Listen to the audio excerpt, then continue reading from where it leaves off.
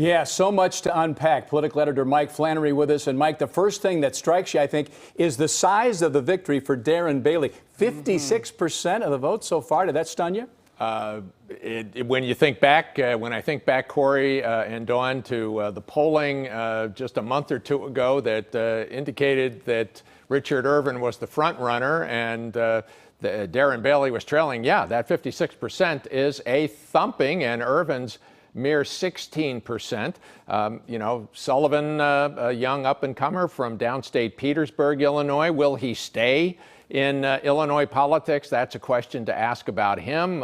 He's come back after going out to Stanford University in California, starting a number of internet companies.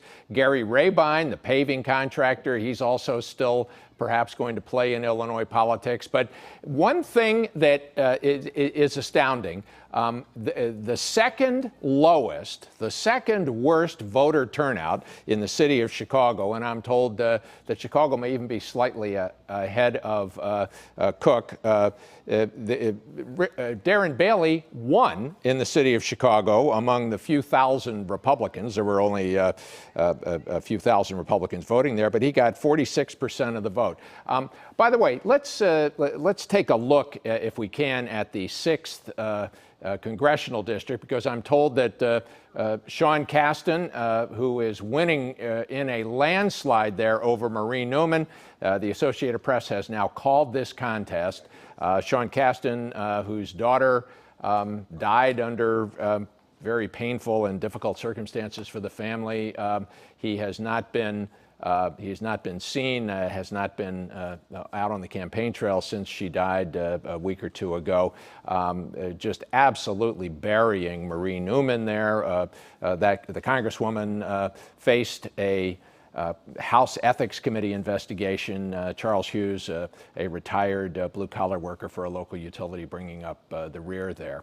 But just to return to Corey and Dawn, how did this governor's race go? I mean, perhaps more important than that now is that Darren Bailey is the guy who will face JB Pritzker. That is the face-off. Those two men now have to pivot, and they'll be battling each other. Will JB Pritzker? He's gotten the matchup he wanted. Will it turn out that Darren Bailey can't appeal to voters up here? Where in the Chicago media market, more than 70% of Illinois' voters reside here. This is where the race will be won or lost. This is where Darren Bailey's got to compete. Yeah. Guys? Well, he spent a lot of money trying to kind of steer the campaign against Irvin. Obviously, you think that helped Bailey toward the end, yes? Yes, and you know, he said he was outspent, but he really, of course, he wasn't when you count all that other money. Let's go back and take a look at two more congressional contests. A win for the Bernie Sanders AOC wing of the party in the 3rd congressional district, where State Representative Delia Ramirez has defeated Gil Villegas, the alderman from the Northwest side, who's the chair of the Latino caucus. That, again, a landslide.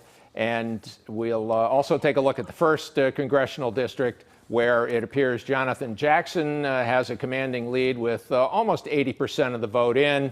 28%, you got to remember, though, there's a dozen and a half candidates there, so 28% is pretty commanding in terms of a 9 percentage point lead over the City Council's 3rd Ward Representative Pat Dowell, and Karen Norrington Reeves at 14%. She had outgoing Congressman Bobby Rush's endorsement.